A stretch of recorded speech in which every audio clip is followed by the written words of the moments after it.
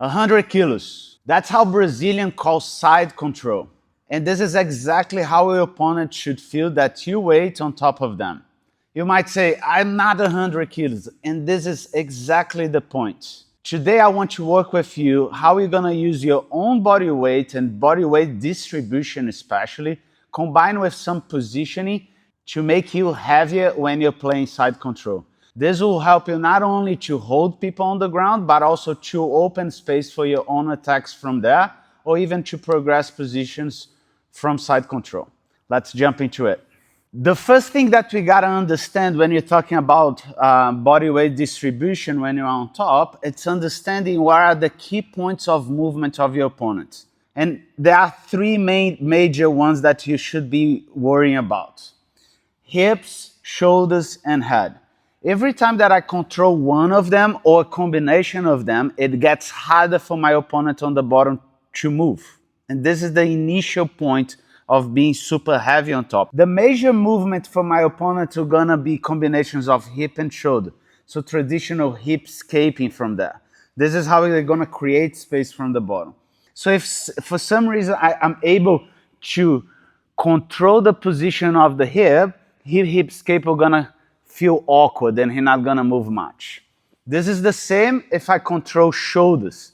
So if shoulders are pinned to the ground, when he tries to hip escape, it's also awkward and less movement. The last one is the head. If the head cannot turn, the whole body will not turn. You can see this especially in sports like snowboard and surf, when they have those rotational tricks. Everything starts with the head and the body follows. It's not different in jiu-jitsu. If I can hold his head on place, the whole hip escape gets compromised. Now that we know that, let's start to put body weight into it and influence those 3 points of connection. So usually when we pass, we might not have shoulders and head because the frames will be strong. So I need to focus a lot on hip. And the first point of connection, it's my hip bone touching his hip bone. Now I have a point of connection with him. The less weight I have on the ground, heavier I'm gonna be on him. So try not to drop your hip on the ground. That's why the hip bone to hip bone, it's a good reference point. Now my weight is on him. If he starts to move, I'm able to hover on top of him. So I'm able to follow the movement without letting him create space. And for now, I'm just focused on the hip. One more detail that you don't want to let it pass. See that my top leg, it's always the front one. I never want to start to work positions like this because my body weight now, it's out. I'm taking weight out of him when I do this. So you're always working situations that I have this leg forward, okay? Once we are able to control the hip, we can now start to explore connections on the upper body. Shoulder and head are gonna follow that. And how are you gonna do it? The frame would be blocking in here. What we really want is to beat this. So I want to circle my hand around his arm and start to secure a crossface. Once we get the crossface, we have a good control of the head. We can put the hand on the shoulder, under the shoulder, so we can position the head away. Now if my crossface gets even harder for him to turn, and I'm gonna pair that with an underhook. If the arm stays in front, this is a bit weaker.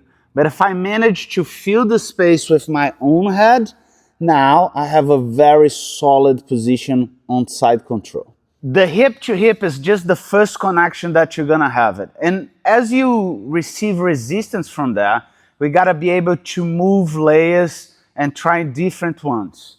A crucial part of being heavy on your side control, it's to be able to transit between different styles of side control, different positioning. So now we're gonna do the same hip to hip connection, but on the shoulder. So if I'm meeting a lot of resistance from my opponent here, and I'm noticed that he's starting to turn, this is time to get out of this position and go for something else. We want to put this shoulder on the ground. So look what I'm gonna do. I'm gonna swing my arm inside, but this time not to get to the head.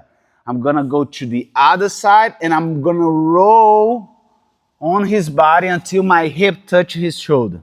You can see it's basically the same positioning, but now my hip is dropping on the shoulder, not on the hip. Head will stay down, and we're gonna hover on them the same way that we did previously. If he moves around, I'm able to connect. Basically, I'm employing body weight to control him on side control. And these two positions, they interact with each other. If you feel that this position, it's losing its efficiency because he's bringing elbows inside and push you in, you can always recover the underhook and go back to side control on the hip to hip. It's key here that you use both at the same time. Don't try to focus. The longer you stay on the first one when he's already turning, harder we're gonna be to employ body weight, and you're gonna become weaker and weaker on the position. My coach, Fredson Alves, is a guy with 70 kilos, and I've never felt someone heavier on top of me. One trait that he had when he was on top was to never put too much weight on the ground and always be on top of him. And every time that I was trying to move and explode out of that, he was switching positions. This way, the weight was always there, and my hips, shoulders, and head were staying flat on the ground. The last position that I want to show you, we're not going to rely too much in body weight, but more in wedges that we can create with our upper body and a transition to knee on belly. So if you can work this together, I'm sure you're going to be heavier on your side control. So now, I'm not going to have too much body weight on him. What's really going to hold in place is my arm and the position of my legs. So let's say I have side control. I'm still chest to chest on him. So the cross face happens the same way, so he doesn't turn the head. But now my elbow, it's keeping his hip in place, and my knee on the other side. I'm kind of putting his hip in a box, where my elbow's in one end and my knee is on the other. For the upper body, I have a cross face, holding head, turning that way, and my arm. When Jared tries to turn to me here, I can just stay in place. And if he tries to run away, also really hard because I have my elbow blocking him to go away. Elbow and the underhook. Now, this is a perfect segment to connect with knee on belly. Knee on belly is a less stable position if you compare to side control, but also an easier position to establish.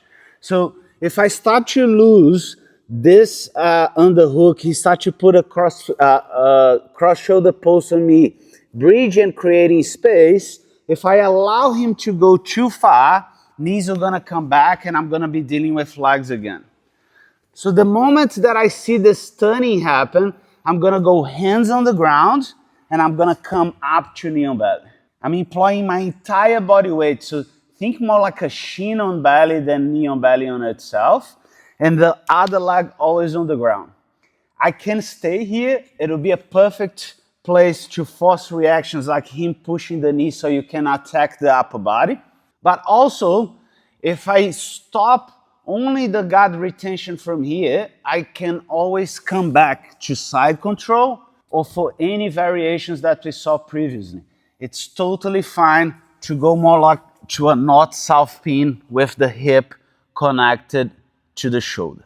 A great way to know that your side control is getting better, it's getting to the end of the round and your training partner asking how much do you weigh. When you get that question, you know that you're getting heavier and better in your body weight distribution from side control.